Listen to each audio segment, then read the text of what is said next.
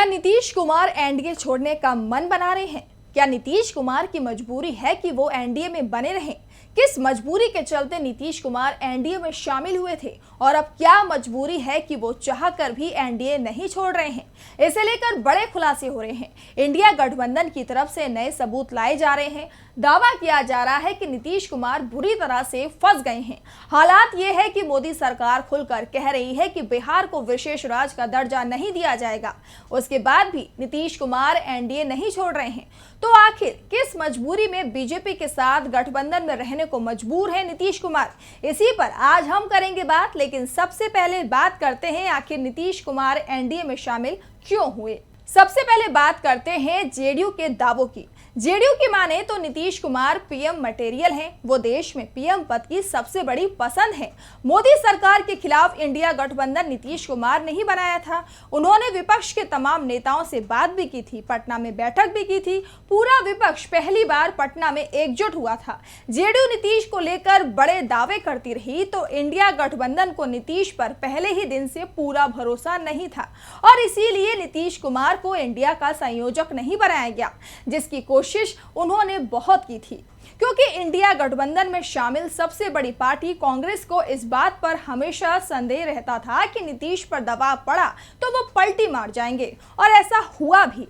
दरअसल जब नीतीश कुमार इंडिया गठबंधन में थे और बिहार में महागठबंधन की सरकार चला रहे थे तो शुरुआत में केंद्रीय जांच एजेंसियों के छापे आरजेडी नेताओं पर पड़े थे, लेकिन इंडिया गठबंधन की बैठकें शुरू होने के बाद ये छापे जेडीयू से जुड़े नेताओं के ठिकानों पर भी पड़ने लगे।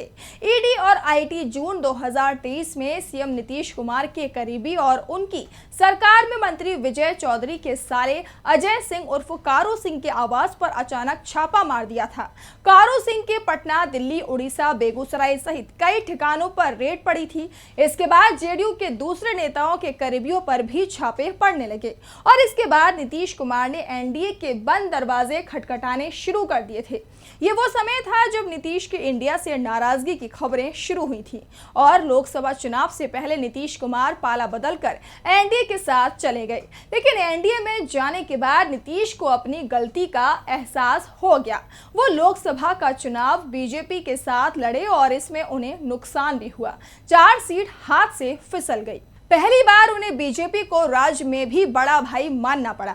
बीजेपी के नेताओं के दावे पर भी यकीन करें तो केंद्र में मोदी अगर प्रधानमंत्री बनाए गए तो वो नीतीश कुमार के चलते ही बने हैं, क्योंकि अगर नीतीश बीजेपी के साथ नहीं जाते तो बीजेपी के लिए बिहार में 1 सीट जीतना भी मुश्किल था। नीतीश के चलते ही एनडीए को बिहार में 30 सीट मिली है। अगर ये सीट इंडिया गठबंधन के हिस्से में चली जाती तो फिर इंडिया गठबंधन को बहुमत मिल जाता। सरकार नीतीश के चलते बनी, लेकिन नरेंद्र मोदी ने केंद्र में ना तो जेडीयू को सम्मानजनक हिस्सा दिया और ना ही जेडीयू से मंत्री बनाए गए नेताओं को महत्वपूर्ण मंत्रालय दिए। रही सही कसर संसद में मोदी सरकार ने यह कहकर पूरी कर दी कि बिहार को विशेष राज्य का दर्जा नहीं दिया जाएगा। इसके बाद से नीतीश कुमार बेहद दबाव में दिखाई दे रहे थे और दावा किया जा रहा था कि नीतीश इसे लेकर एनडीए से अलग हो सकते हैं, लेकिन दिल्ली ने पहले ही नीतीश को लेकर अपना प्लान तैयार कर लिया था। आगे हम इसी प्लान पर बात करेंगे। दरअसल बिहार में आरजेडी, लेफ्ट और कांग्रेस के नेताओं का दावा है कि अगर नीतीश कुमार एनडीए छोड़ते हैं और नीतीश के समर्थन के बिना भी नरेंद्र मोदी केंद्र में अपनी सरकार को बचा ले जाते हैं, वो बहुमत की व्यवस्था कर लेते हैं, तो नीतीश कुमार के एनडीए से हटते ही उन्हें गिरफ्तार कर लिया जाएगा।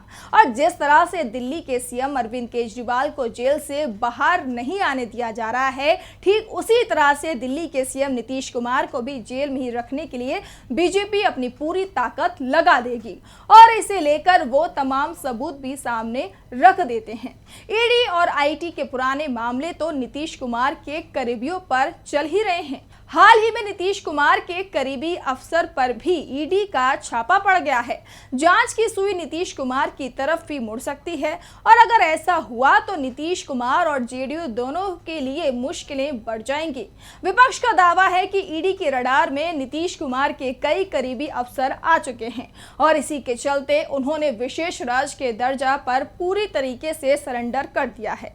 दरअसल ईडी की टीम बिहार में ऊर्जा विभाग के प्रधान सचिव संजीव हंस के ठिकानों पर छापेमारी कर चुकी है। संजीव हंस नीतीश कुमार के करीबी अधिकारी बताए जाते हैं। विपक्ष का आरोप है कि कई और अधिकारी हैं जिन पर जांच एजेंसी की नजर है। इन्हीं अधिकारियों से अपने रिश्ते को लेकर विपक्ष के मुताबिक नीतीश कुमार अब दबाव में आने लगे हैं। ऐसे में विपक्ष का दावा है कि नीतीश कुमार के करीबियों पर पहले ही छापेमारी कर बीजेपी ने संकेत दे दिए थे कि अगर नीतीश कुमार एनडीए छोड़ने का फैसला करते हैं तो फिर उनके खिलाफ भी कार्रवाई की जाएगी। और इसी के चलते अब नीतीश कुमार की मजबूरी बन गई है कि वो बीजेपी के साथ बने रहें। नीतीश उसी सूरत में ही बीजेपी का साथ छोड़ेंगे जब जेडीयू के हटते ही मोदी सरकार भी चली जाए। यानी नीतीश इस समय बेहद मजबूर स्थिति में है और उनकी मजबूरी है कि वो बीजेपी के साथ बने रहें। आरजेडी विधायक मुकेश रोशन का दावा है कि बीजेपी बिहार के सीएम को ब्लैकमेल कर रही है। केंद्र सरकार की तरफ से नीतीश कुमार पर दबाव बनाया जा रहा है। नीतीश को डराने के लिए संजीव हंस जैसे अफसर केंद्र के टारगेट पर आ गए हैं। आरजेडी विधायक ने कहा कि बीजेपी अच्छी तरह से जानती है कि नीतीश कुमार दिल्ली में मुश्किल पैदा करेंगे, क्योंकि बिहार की राजनीति में खुद को साबित करने के लिए नीतीश को स्टैंड लेना पड़ेगा, लेकिन वो ऐसा ना कर सकें, इसीलिए संजीव हंस पर ईडी ने छापेमारी की है। नीतीश जिस दिन अड़ेंगे बीजेपी जेल में डाल देगी, इसीलिए वो पीछे हट रहे हैं।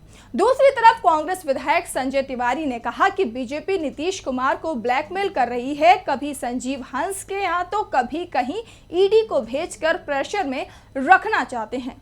आपको ये भी बता दें कि संजीव हंस अब भी जेडीयू के मंत्री के मंत्रालय में सचिव हैं और पहले वो रामविलास पासवान के प्रधान सचिव रह चुके हैं।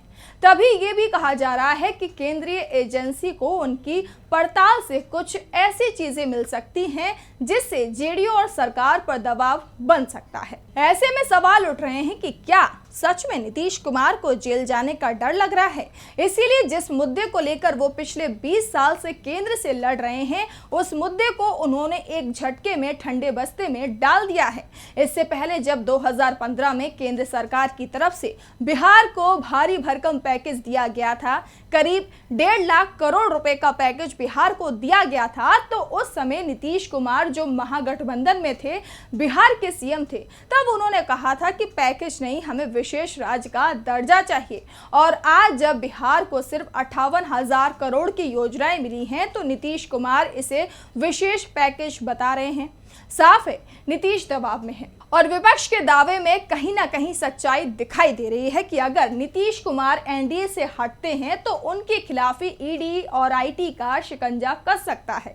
संजीव हंस ही नहीं, नीतीश के दूसरे करीबियों पर भी छापेमारी हो सकती है। और हाल ही में महाराष्ट्र के पूर्व गृह मंत्री अनिल देशमुख ने जो बयान दिया कि उन्हें पहले फर्जी मामले में गिरफ्तार किया गया और उन पर दबाव बनाया जा रहा है कि वो शरद पवार और उद्धव ठाकरे के खिलाफ बयान दे दे, ऐसा ही कुछ खेल बिहार में भी हो सकता है। और इसी के चलते नीतीश कुमार मजबूर हैं कि जब तक केंद्र में मोदी पीएम हैं वो शांत रहें, नहीं तो जेल में जाना पड़ेगा। हमारे चैनल से जुड़े रहने के लिए YouTube पर टाइप करें DB लाइव, सब्सक्राइब बटन को क्लिक करें और बेल आइकन को दबाना न भूलें ताकि खबरें आप तक पहुंचती रहें। देखते रहिए DB लाइव, क्योंकि यहाँ हैं खबरें लगातार।